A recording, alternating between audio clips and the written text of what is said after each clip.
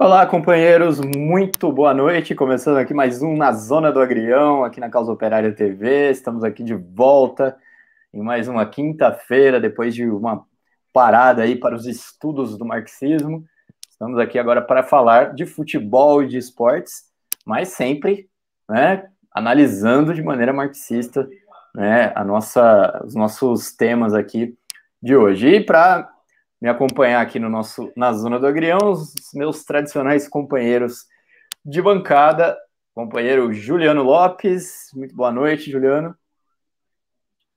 Boa noite, companheiros, daqui da Causa Operária TV. Já peço para se inscrever e se tornar membro aí desse importante canal revolucionário, trazendo aí, né, um ponto de vista revolucionário a respeito dos acontecimentos, e o futebol não fica de fora dele. Edson, muito boa noite, como é que tá? Boa noite aí, Henrique Arias, Juliano, a bancada aí do Zona do Agrião hoje está completa, hein? E aos guerreiros que acompanham o Zona do Agrião, que estão há quase 3 anos, né, junto com a gente aí, acompanhando a discussão de futebol e política e futebol nesse canal. Inclusive, Edson, eu e o Juliano esses dias aí estávamos vendo a primeira edição do nosso programa. Foi antes da Copa, né? Foi o quê? Um mês e pouco antes da Copa de 2018. Não foi isso? Foi isso mesmo. Verdade. Tinha uns quadros interessantes, né? Tinha É, o mais rico e o mais pobre, tinha o corneteiro, tinha cerveja na mesa. tinha cerveja na mesa. Mas nós não, mas aí a pandemia acabou com tudo, mas a gente vai voltar, a gente vai voltar assim que resolver esse probleminha de ordem sanitária, né, que já assola o Brasil há um ano, e o Zona do Agrião parou, mas também os campeonatos pararam. Esse nosso tema parou não, né? Nós estamos aqui, mas não dá para jogar futebol online. Então nós paramos os programas no estúdio, na verdade, estamos uma parte no estúdio, às vezes a gente faz online, mas os campeonatos do ano passado ficaram um tempão parado. Esse ano, eles estão tentando evitar ficar tanto tempo parado, né? Porque a coisa dá muito prejuízo aí, e só que tá meio complicado, né? A última vez que eu vi, hoje à tarde, a notícia de já são 8 campeonatos que pararam, 8 campeonatos estaduais que estão parados. O destaque é para o Campeonato Paulista, né? Que é o seguinte: eles pararam a Série A2 e a Série A3 por 4 rodadas, se não me engano. A Série A1, que é onde está os clubes mais ricos, né? Eles estão tentando mandar os jogos, como a gente falou no último programa, para o Mato Grosso, para Minas Gerais, para o Rio de Janeiro, vendo o que eles fazem. Então, eles não decidiram parar ainda.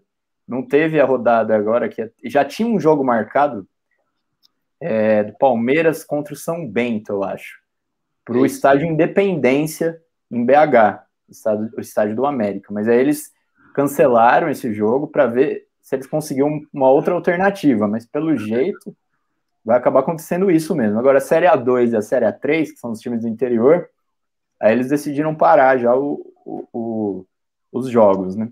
Bom, vamos começar então por esse tema aqui, sobre esse tema aí da pandemia. Então, é uma crise, né? Porque tem os cartolas, uma parte dos cartolas não querem parar e estão usando aí, inclusive, a desmoralização, que é esse isolamento social farsesco que os governos estão fazendo, né? Porque os caras, eles usam o fato de que o isolamento é só propaganda, porque o povo tá tudo no metrô, tudo no transporte público, para falar assim, olha, se pode o cara pegar o metrô na estação da Sé, pode ter jogo de futebol, porque jogo de futebol são, sei lá, 22 pessoas em campo, mas a comissão técnica e alguns funcionários. Qual que seria o problema, né?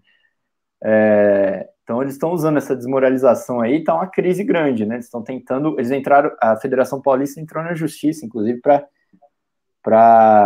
contra o governo estadual aí, para que o campeonato não pare, né?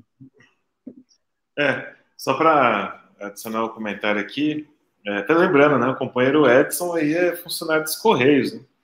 Correio, por exemplo, não parou nunca. Na verdade, trabalhou como nunca desde o começo da pandemia. Tiveram vários casos de Covid, gente que faleceu na empresa por conta do Covid, e eles buscam apresentar essas saídas demagógicas aí, né, para poder fazer algum agrado para algum determinado setor, porque finalmente, de fato, o futebol aí não é o maior vilão no combate na existência do coronavírus, né?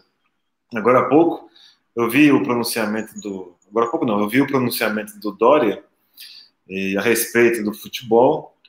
E é assim, eles faltam chorar, entendeu? Assim, não, temos que parar, porque o futebol é um entretenimento e finalmente nós precisamos ficar em casa, não pode ter partidas de futebol. E isso daí se soma também a outras medidas que esses governos supostamente científicos estão tomando contra a população. Lógico, os empresários do futebol não perderam tempo, né? Quem não vai se lembrar do presidente do Flamengo visitando Jair Bolsonaro há um ano atrás, se não estiver enganado, para poder pedir o retorno à manutenção dos jogos. Naquela época, acho que era do Brasileirão. Mas, finalmente, a Federação Paulista, e é estranho, né? Você fala Federação Paulista, mas você não sabe muito bem o que está por trás disso daí, porque uma federação não deveria ter um interesse de lucro, né? Que interesses são esses que a federação está defendendo, ao ponto de tentar jogar todo um campeonato para um outro estado, campeonato estadual aqui de São Paulo, e para outro estado, ser disputado em outra localidade? Quer dizer, é uma pressão muito grande, né? E aí eu vi que estava lá, campeonato Paulistão Sicredi, né?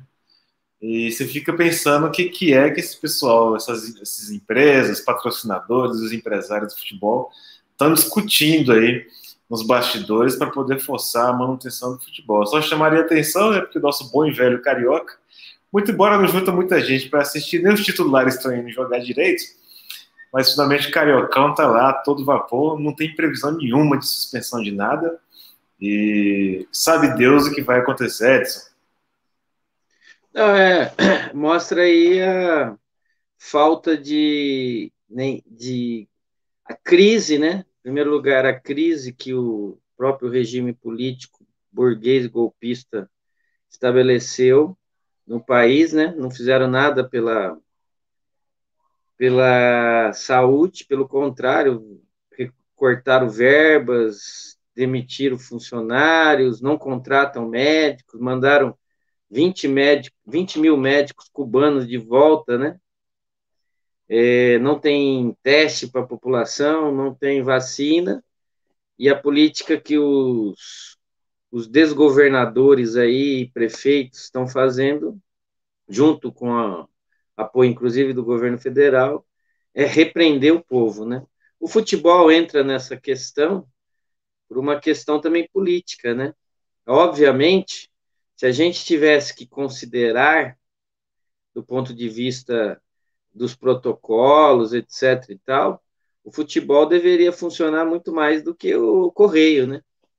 Porque eu acompanhei, a gente até criticou a volta do futebol o ano passado, durante a pandemia, mas os clubes, como eles têm na mão, né? Jogadores aí muito valiosos, que valem milhões de reais, eles procuraram seguir os protocolos, inclusive cada jogador é testado antes dos jogos, né? Eles são testados, porque imagina, se um time perde um jogador aí do estilo do Gabigol, né, que vale milhões de reais.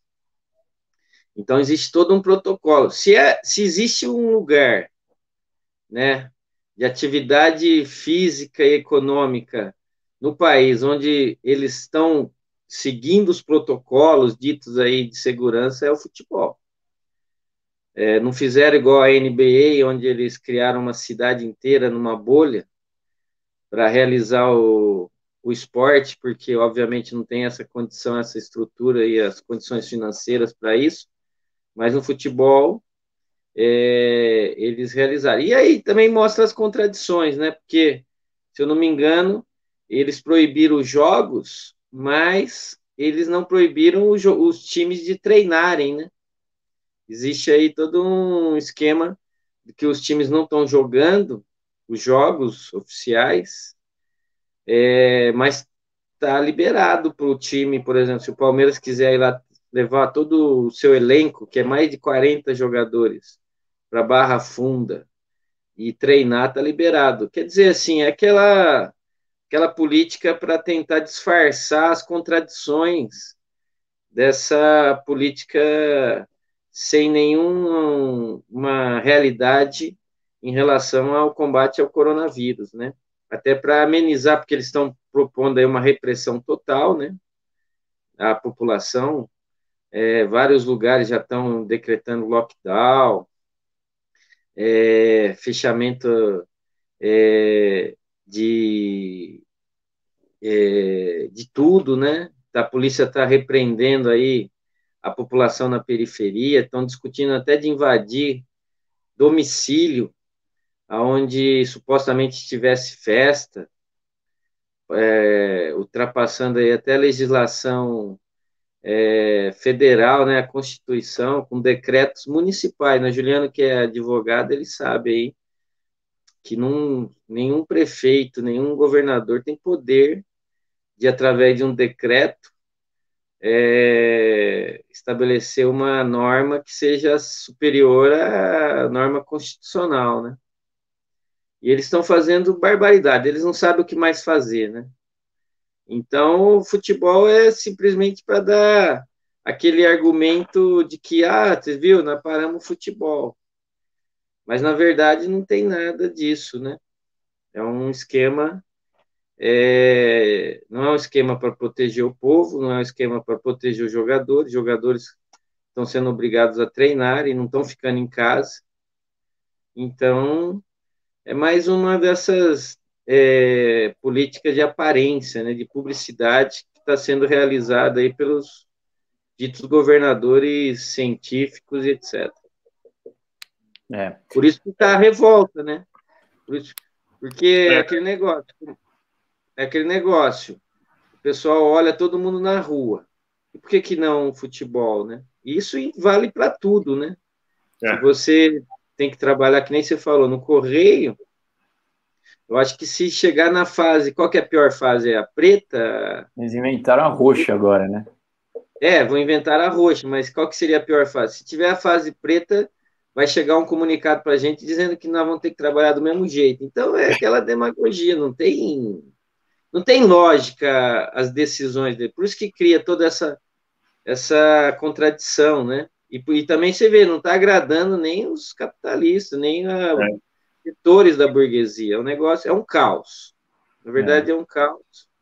É muita demagogia e está servindo para eles, na verdade, repreender o povo, jogar a culpa no povo, jogar a culpa na atividade de lazer, e a gente só pode trabalhar. Não, eu só queria colocar aqui, né, uma questão que vai dar um problema, né? Agora nós estamos com Minas Gerais, São Paulo, Distrito Federal, Ceará, Espírito Santo, Goiás, Tocantins, tudo parado em razão da pandemia do Covid. Só que o Campeonato Estadual do Acre, Amapá, Rondônia e Roraima sequer começaram. Quer dizer, efetivamente falando aí, se os efeitos, né, da pandemia, de conjunto, vão ser sentidos com certeza pelos times de menor recurso, né? Na verdade, a gente pode aguardar aí que vai ter uma verdadeira varredura, uma extinção em massa de clubes pequenos, falência, etc. e tal, de times que não possuem o mesmo orçamento que possuem os times da Série A, né?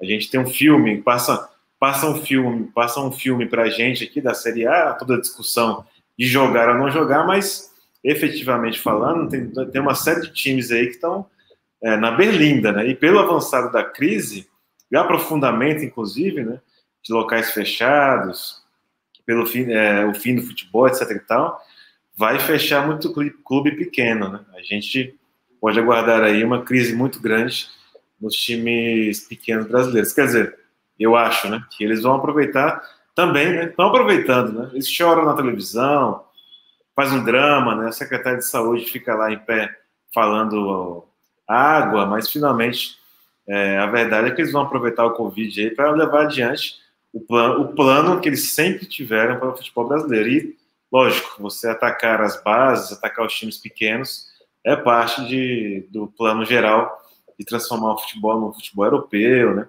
Deixar só os poderosos aí comandando e os pequenos só comendo fumo. Juliano. O Edson caiu aí, não sei o que aconteceu, se ele levou uma falta aí na entrada da área. Tem que ver se não recebeu a notificação do correio, né? O chefe dele estava assistindo aqui. Inclusive em Campinas, eu ia falar isso aí logo depois, em Campinas e Ribeirão Preto, são duas cidades aí que o lockdown tá pegando mais pesado, né? Os prefeitos decidiram aumentar aí, então o cara vai levar multa, sair de casa, não tá abrindo nem supermercado, esse tipo de coisa. Daí pegaram o meu comercial, né? Tiraram uma foto de cima de um prédio, falando, absurdo, o time do comercial está treinando em meio ao lockdown, e não sei o que mais. Eu falei, pô... não, é um negócio debochado. Sacanagem isso aí. Deboche. Eu acho um deboche. Até ontem, só um parênteses, né? Caiu uma das boates, a Bahamas, a famosa Bahamas, caiu aqui em São Paulo, mas a denúncia gravíssima foi feita por ninguém mais, ninguém menos que Alexandre Frota. Quer dizer, nós estamos... Ele entende do assunto, pelo menos. Você acredita? Ele entende do assunto, foi lá e denunciou, né? Estava na área ali dele, né? Na área de atuação dele, denunciou a boate. Você estava falando aqui que aí em Campinas, né, e em Ribeirão Preto, o lockdown está tá com mais restrições, né, com multas, não está abrindo nem supermercado nem nada, né, e pegaram aí o time do meu comercial treinando ilegalmente, cometendo esse crime aí em pleno lockdown, já tiraram foto, o pessoal falou assim, a imprensa fica fazendo propaganda do futebol europeu, né, a imprensa da cidade, fazendo propaganda do futebol europeu, e na melhor das hipóteses fica fazendo propaganda do futebol dos times nacionais, né, e fica esnobando os times da cidade. Mas quando tem o mal feito, aí eles vão lá, dá destaque, bota foto, fala que o time tava treinando, o pessoal tava bravo nos grupos de WhatsApp lá, por causa disso daí. Bom, gente, seguinte, não sei se vocês têm mais comentários sobre essa questão aí do lockdown, mas eu queria só dar uma notícia aqui que tem a ver com torcida organizada, que, né, acabou de acontecer, coisa assim de poucas horas antes aqui de a gente começar o programa, o falecimento do Major Olímpio, senador por São Paulo, e inimigo declarado das torcidas organizadas, né? Não vou aqui me exaltar, né? Porque o cara morreu, mas nós devemos dizer aqui claramente, né? Esse cara aí era um cara de extrema direita, né? Um inimigo da população, e ele era um dos principais defensores aí da perseguição contra as torcidas organizadas e faleceu, ironicamente, aí de Covid no hospital, né? Tá mal já há algum tempo. Não. É uma pessoa totalmente contra a organização do povo, dos torcedores. Nós não podemos fazer nada. Não, e era um dos que apoiava aí a política do Bolsonaro, né? De dizer que o Covid era uma gripezinha, né? Pelo jeito ele não tinha porte de atleta, né? Se ele tivesse porte de atleta, ele teria sido salvo aí, né? A gripezinha, ele não deu conta da gripezinha do Covid, que já matou 280 mil pessoas no país. Tem que ver o dia de hoje, né? Cada dia aumenta mais, tem recorde de... Isso é para mostrar, né, que o negócio é grave, que ela mata todo mundo, inclusive quem tem dinheiro, mata mais quem não tem, porque não tem nem condição de entrar no hospital, tem muita gente morrendo no corredor. E a gente, vamos dizer assim, é um inimigo a menos, né, na luta contra esses fascistas que querem acabar com a organização popular, né? Mas tem muita fascista aí solta aí, né? É, fica Eu aí só só queria essa... comentar rapidinho que efetivamente ele era mesmo um dos principais representantes aí do combate, né, às torcidas organizadas. Ele tem projeto de lei, já fez várias declarações de que torcedor organizado é criminoso, que a torcida organizada é um crime em si, e ele tinha várias propostas aí para tornar, para acabar, na verdade, né? Não é punir, suspender, é para acabar com as torcidas organizadas. É uma linha típica, né, especialmente do PSDB aqui de São Paulo, também tem na pessoa do Alexandre de Moraes, ministro do STF, a mesma política, e outros tantos aí, juristas e políticos da direita paulistana que defende aí o fim das organizadas. Então, paciência, né? Como disse o Edson, o cidadão aí não tinha o histórico de atleta. É isso aí. Bom, gente, continuando, vamos agora com umas notícias mais rápidas, porém mais agradáveis. Ninguém sabe, mas está rolando Libertadores feminina e futebol feminino. Né? É difícil ficar sabendo, porque ninguém. Tem muita demagogia, né? Mas na hora de dar notícia mesmo, ninguém dá, né? É tudo muito lindo, tudo maravilhoso, mas ninguém fala nada. A Ferroviária chegou aí na semifinal, se classificou, vencendo o River Plate, foi acho que no domingo, se não me engano, agora me deu branco aqui, e o Corinthians, infelizmente, ontem perdeu o seu jogo e não conseguiu ir para a semifinal. O Corinthians, que é atual campeão da Copa Libertadores feminina, né? Se não me engano, eu vou confirmar aqui, mas a final ano passado foi justamente entre Ferroviária e Corinthians, ou não? Bom, o Corinthians perdeu ontem, mas a Ferroviária está nas semifinais. É interessante, né, gente? Porque é um time do interior que, vocês vejam, né? A Ferroviária, bastou eles investirem um pouquinho aí no futebol feminino para conseguir uma exposição importante, né? O Juliano está sem câmera aí, Juliano. Uma exposição importante no futebol, não só brasileiro, mas no futebol sul-americano, né? Isso eu acho que fica de lição para os clubes também, né? Porque você vê um monte de clube aí da capenga, não investe nada, não investe nem no masculino, não quer investir no feminino também, mas a Ferroviária investiu e está dando frutos aí. Então, as mulheres da Ferroviária estão levando o nome do time para América do Sul, né? Eu aproveitar, vou passar à frente aqui do Juliano. A Ferroviária é um time que já tem um certo desenvolvimento aí no futebol feminino, né? A Ferroviária chegou a ganhar campeonato brasileiro aqui no Brasil, contra o Corinthians, se não me engano, em 2019. Disputou também a final de novo contra o Corinthians, dessa vez não conseguiu ganhar. E mostra aí que existe ali em Araraquara realmente um investimento, né, em relação ao futebol feminino, né? O futebol feminino brasileiro é um futebol que tem muito a ver com o futebol masculino, né?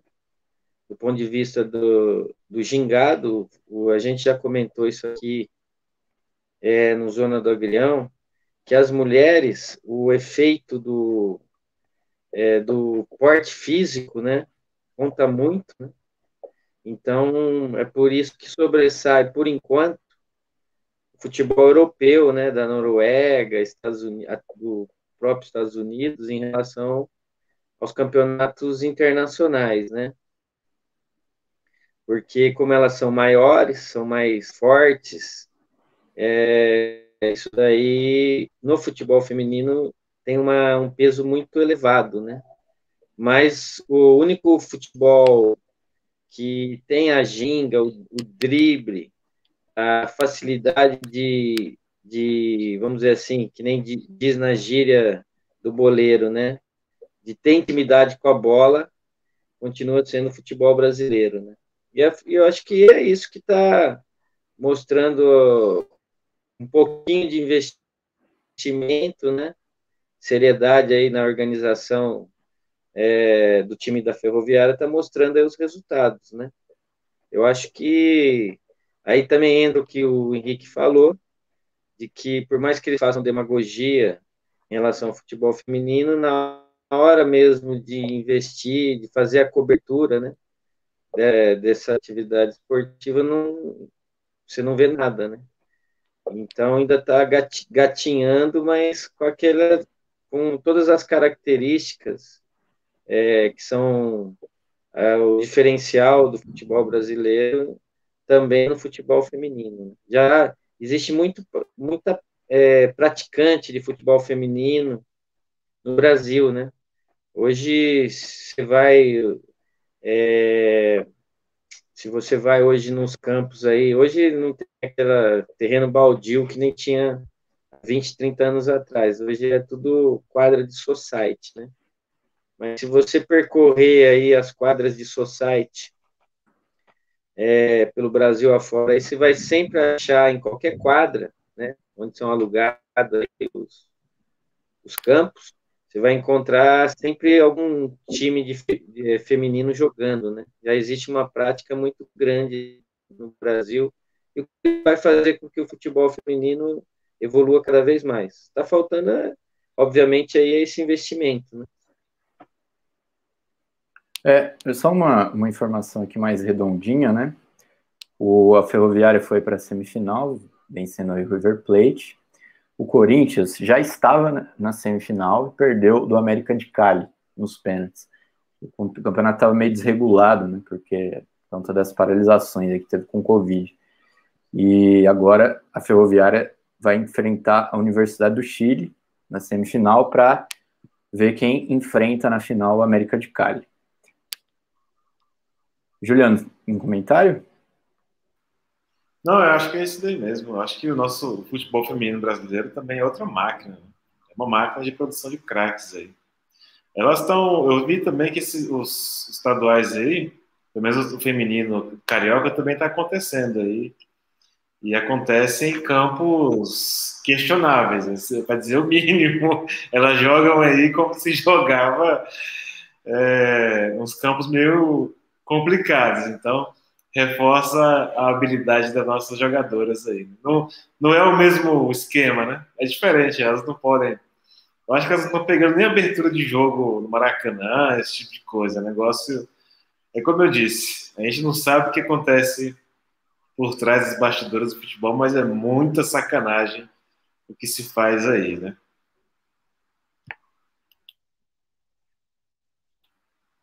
Acho que teu áudio você tá mudo, Henrique. Outro esporte que é pouco falado aí, mas dá uma notícia, é que o Brasil foi aí se classificou para as Olimpíadas no handball. E foi interessante aí porque o goleiro fechou o gol, o goleiro Ferrugem fechou o gol aí contra o Chile, e o Brasil ganhou aí, ganhou e foi para as Olimpíadas, se classificou para as Olimpíadas, né? Muito interessante aí, eu vi os vídeos do goleirão aí, o negócio é feio, hein? E dizem que goleiro de handball sofre pra caramba, porque tudo tiro a queima-roupa, né? E com a mão, né? Que o cara dá aqueles estrondos, né? Na cara do goleiro, né? Só não sofre mais que goleiro de hóquei, né? Exatamente. Bom, o Brasil se classificou, portanto, aí para as Olimpíadas de Tóquio. Aí fica aquela pergunta, será que vai ter Olimpíada, né? Não, era para ter sido ano passado, não é isso? Era para ter sido ano passado, exatamente. Eu acho que eu acho que a última notícia que eu vi é que seria no final deste ano, mas eu já não sei se como que tá isso daí não, viu? A crise está muito grande, né? E É, eles estão eles estão um pouco preocupados com os cucarachas aqui da América do Sul, né? Os campeonatos que estão envolvendo viagens aí nossas para a Europa, para os países, eles estão segurando um pouquinho a mão, porque aqui o negócio está um pouquinho descontrolado, assim. Não digo que está totalmente, mas o descontrole com relação ao Covid está forçando a suspensão da participação das equipes dos atletas aí nas eliminatórias, etc. E tal. Então, também aí mais uma mãozinha dos guerreiros aí do Poder Executivo Federal, do estadual, os científicos, os dramáticos, Bolsonaro, enfim, você vê. O prejuízo que não vai ser esse aqui, hein? exatamente. Bom, gente, voltando um pouco aqui para o futebol, duas notícias. Ó, Vasco demitiu 28% dos seus funcionários para economizar 40 milhões de reais aí por conta da crise. Né? Isso aqui é só pra, já que o Juliano falou aí do Campeonato Carioca, né? É bom a gente dar essa notícia aqui. Vascão que está na Série B, né? Foi rebaixado esse ano, né? E a crise parece que continua aí, né? O negócio está feio lá. Demitiram os funcionários para poder ver se o clube não vai totalmente à falência, né? Eles começaram, né, com uma política tradicional dos empresários. Né? Empresa, quando começa a ter crise, eles cortam lá embaixo. Corta lá o porteiro, corta lá o roupeiro, corta o massagista, corta aqueles que finalmente o gasto não vai nem importar tanto assim na folha final, mas você troca o pessoal todo, né, contrata uma terceirizada e ninguém mexe no que é fundamental, que são os empréstimos, né? As dívidas que o clube tem com o banco e outras dívidas de juros, etc. E tal. Isso aí, eu acho que a experiência do Vasco e do Botafogo este ano vai ser muito reveladora com relação às diretorias dos clubes. Né? Eles vão falir esses times todos aí. E não tem essa que o cara lá, presidente do Vasco e do Botafogo, tem algum sentimento pelo clube, que rapidinho eles pulam fora e deixam o clube lá virar posto de gasolina, entendeu? Não tem problema em fazer isso daí. Eu acho que coloca em questão, inclusive, um programa muito importante nosso, que é o controle do clube pelos torcedores. Se continuar desse jeito aí, o que vai acontecer? Né? Eles vão fechar os clubes todos, vão ficar os grandões aí, abocanhando tudo, e também não sei até quando, e também não sei a que preço, mas enfim, eles mandam e desmandam nos clubes todos como na canetada, né? Não sei. A torcida do Vasco é grande, né? Não deveria haver consulta, nada. Fala, Edson. Isso daí da questão do Vasco, né? Da questão do Vasco parece muito com o processo de privatizações, né? Primeira coisa que quando você vai privatizar as empresas estatais, os neoliberais, né, os privatizadores fazem é enxugar a folha de pagamento. Então, eles já estão preparando o terreno, né? Tudo indica que o Vasco e o Botafogo vão para esse caminho aí, né? Se não houver uma reação por parte da torcida e daqueles que amam o clube, né? Mas é o modus operandi, né? Você enxuga a folha de pagamento para que aquele capitalista que vai abocanhar aí o patrimônio do Vasco chegue e tenha uma empresa, né? No caso que eles estão encarando os times de futebol como uma empresa, enxuta, né? Então, tudo indica que esse é o processo. Por isso, desses 28% aí dos funcionários, né? Então, nós vamos ver, tudo indica que nós vamos ver aí o processo de venda, de privatização aí desses dois times de futebol. E o Vasco está nessa onda. E se eu não me engano, para que botar mais pimenta na história, se eu não me engano, eles contrataram um técnico estrangeiro também aí para entrar na onda, né? de que o que resolve o futebol não é você investir no futebol brasileiro, né, nas categorias de base, nos jogadores aí do sub-20, sub-18, nada. O que vai garantir mesmo o sucesso dos times é você trazer aí um cabeçudo aí da Europa. E aí eles vão ensinar a tática, a estratégia, a organização, a gerência, são gestores e blá, blá, blá, toda essa conversa que nós estamos ouvindo desde quando o Brasil perdeu a Copa de 2014.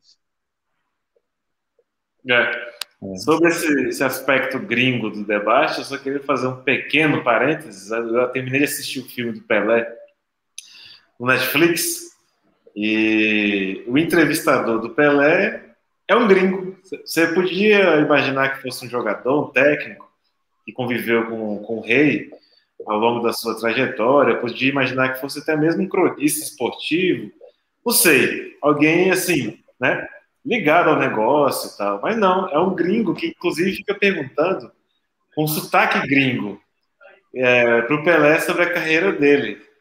Além de outros problemas que eu vi no filme, né, que parece um filme, na minha opinião, que mais sacaneou o rei do que fez homenagem, mas esse do gringo perguntando do Pelé sobre futebol, para mim foi eu olhei e falei, bom, nós estamos mesmo a caminho da europeização do futebol, né? Porque agora quem pergunta aqui para nós é os gringos, quem dá as cartas, né? E aí? Aí vamos colocar agora um gringo na presidência do Vasco.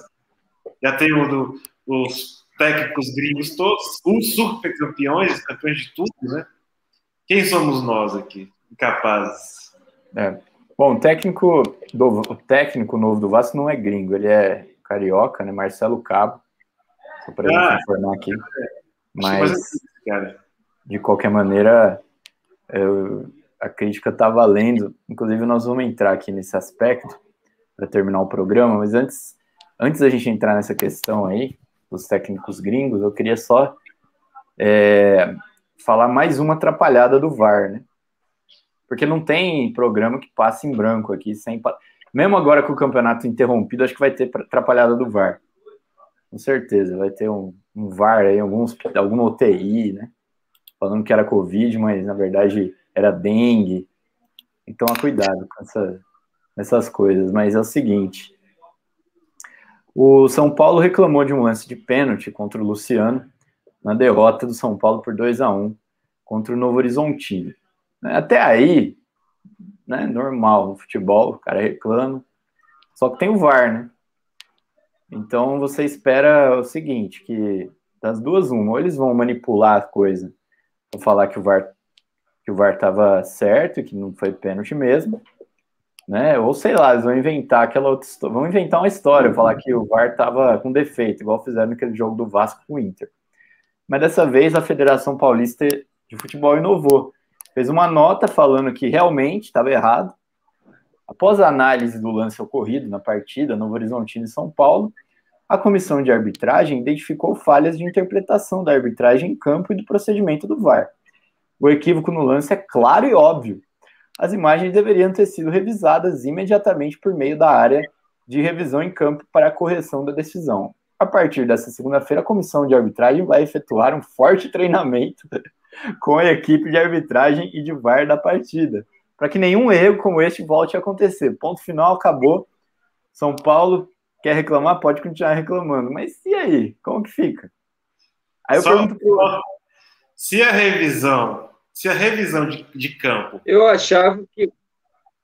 For aquela feira que foi a feira do rolo do VAR, do jogo do Internacional contra o Vasco, essa revisão aí é complicada, hein? Porque a feira estava muito grande ali, até que chegou um cara lá e falou assim, ó, estica aí a link, juizão, valida o gol aí, um abraço para todo mundo. Acho que está no YouTube esse vídeo, que é a análise do VAR no gol do Internacional contra o Vasco. Se é essa feira aí, vai ser complicado.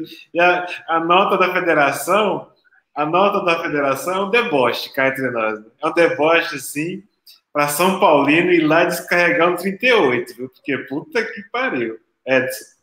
Eu pensava, Edson, que o VAR tivesse sido implantado justamente para não ter mais isso. Eu queria deixar uma pergunta aqui para vocês. Né? Que eu ouvi dizer, quando o VAR foi introduzido no futebol, que o VAR serviria justamente para revisar essas jogadas com calma, né? Ou seja, você vê nos detalhes, na câmera, você vê se aconteceu ou não a falta, o impedimento, a bola entrou, a bola não entrou. Esse jogo do São Paulo provou que o VAR para que VAR, né?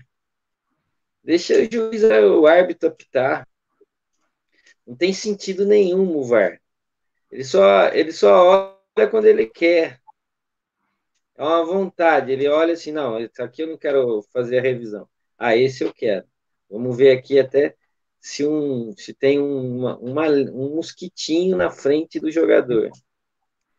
E aí tem outro detalhe. Esse jogo aí também tem uma polêmica, porque foi uma árbitra, né? Uma mulher que apitou o jogo. Por causa disso, parece que a CBF afastou a árbitra para dar exemplo, né? E já que é mulher, vamos dar exemplo da mulher. Imagine se eles afastassem todos os árbitros homens que fizeram cagada durante o Campeonato Brasileiro, não ia sobrar um árbitro, né? Mas como é mulher, vamos facilitar aqui. Vamos aproveitar aqui para não, né? Sem uma política identitária, mas que o negócio foi feito com 2 pesos e uma medida, viu? Não tem nada a ver. Os caras já afastaram a árbitra. Ela vai, acho que, bandeirar. Eles vão colocar ela para bandeirar só e outra, né? Não, sem contar. Pode falar. Não, eu queria falar o seguinte. Hoje em dia, com o VAR, você não precisa de mais bandeira, né? Para que bandeira? Porque o bandeirinha seria aquele auxiliar no lance que o árbitro não consegue ver, que é a linha de impedimento, jogadas ali no canto. Se você tem o VAR, para que ter bandeirinha?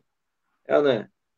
Se o VAR vai revisar o que o bandeirinha viu, ou se o bandeirinha não viu, o VAR vai mostrar, não perdeu o sentido ter bandeirinha no campo, entendeu? Perdeu, não tem sentido mais ter. Exatamente. E também afastar a árbitra é uma sacanagem, porque a própria nota da federação fala que foi um erro de interpretação das imagens. Né? Ela estava lá no campo. A última que tinha que ser afastada, se fosse para afastar alguém, seria ela. Né?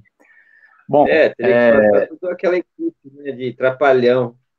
Exatamente. Nem disse o Neymar uma vez, que não entende nada de futebol. Bom, Edson, para a gente terminar, vamos falar aí, porque o nosso querido Abel Ferreira, técnico do Palmeiras, né, como diz, copiando aqui o que falou a imprensa golpista, toda a imprensa está de férias, merecidas férias em Portugal. E aí eles concedeu algumas entrevistas aí para a imprensa, né, e até do Lula ele falou, né, falou que aprendeu sobre o Brasil assistindo aquele filme Democracia em Vertigem. Ele falou que o Lula foi afastado, tudo bem que era sobre o afastamento da Dilma, né, mas ele está aprendendo ainda sobre o Brasil, até aí tudo bem, beleza, tudo tranquilo. E tome cuidado nessas declarações, porque eu tenho quase certeza que o Luxemburgo caiu no Palmeiras, que é uma direção direitista. Vocês lembram que o Alckmin combinava com a diretoria do Palmeiras para ter os jogos do Palmeiras às 11 horas da manhã, para que a torcida, na hora que saísse dos jogos, fosse para Paulista naquelas manifestações coxinhas, né?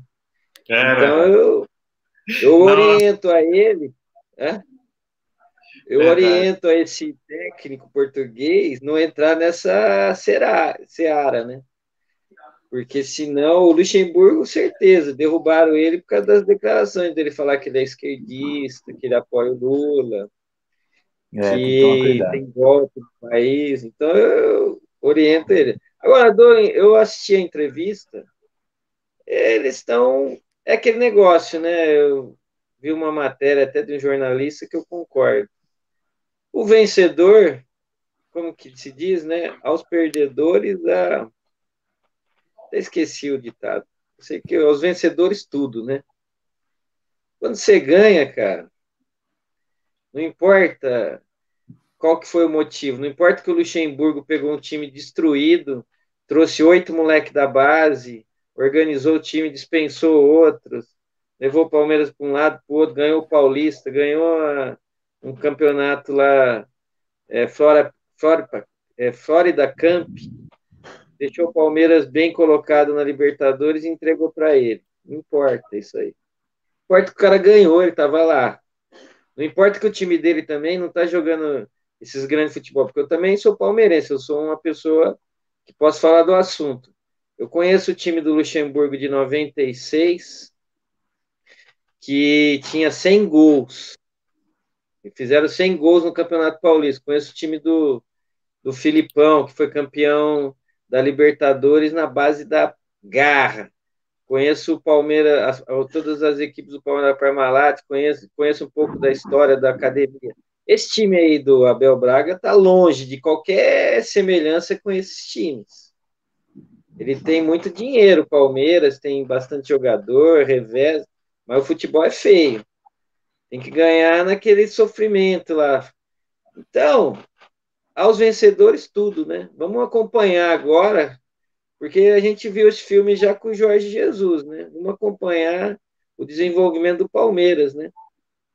Espero que eles não comecem a fazer a campanha de que o Abel Ferreira tem que virar técnico da seleção brasileira.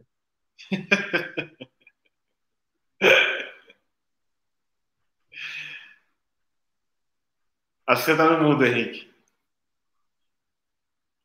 E lá, é. O colunista aqui do UOL, André Rocha, você citou aí, né? Ele fala uma coisa interessante, que é o seguinte, que o Abel Ferreira teria dito o seguinte, sobre a montagem do time dele, né, no Palmeiras. Temos 3 linhas de passe, curto, longo, dentro, fora.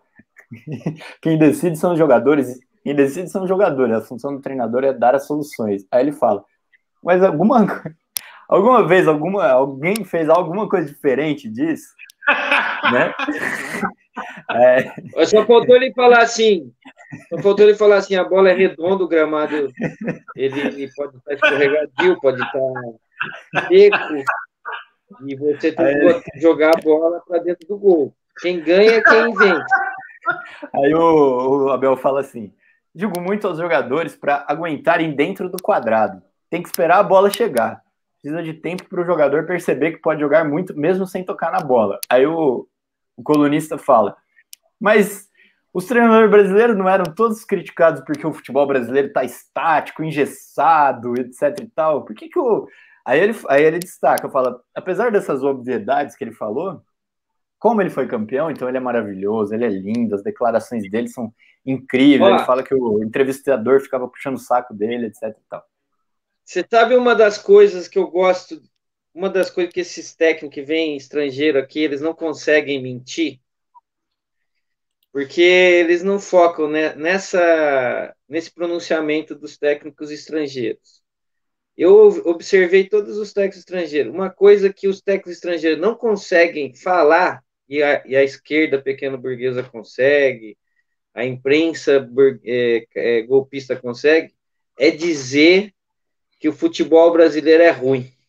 Eles não conseguem, cara. Eles falam assim, não, aqui é onde você tem os melhores jogadores, aqui você tem o gingado do samba, os jogadores jogam, eu tenho uma matéria-prima, como que favorável. Isso eles não conseguem. Você pode pegar qualquer técnico estrangeiro que veio para o Brasil, nas declarações dele, eles não conseguem se colocar contra a ideia de que o nosso futebol é o melhor do mundo. A única coisa que eles conseguem se colocar é que agora, como tem toda essa história de que eles estudam a estratégia, a tática, etc., que o brasileiro ele é rebelde, ele não é disciplinado, ele sofre para aceitar a orientação tática. A única coisa que eles conseguem falar é isso. Mas eles não conseguem se colocar contra a individualidade e a capacidade técnica do jogador brasileiro.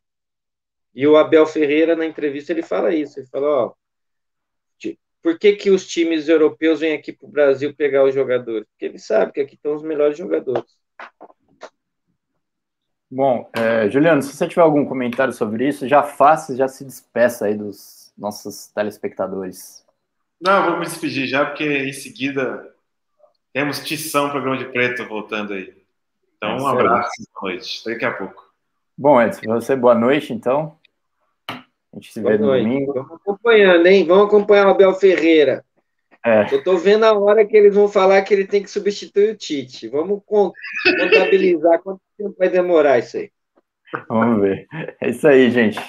Boa noite para todo mundo. Fiquem agora, então, com o Tição, o programa de preto, que está de volta aqui na Causa Operária TV, com Juliano Lopes e Isadora Dias. É isso. Muito boa noite para vocês. A gente se vê no domingo às 18 horas em mais uma Zona do Agrião. Até mais, pessoal.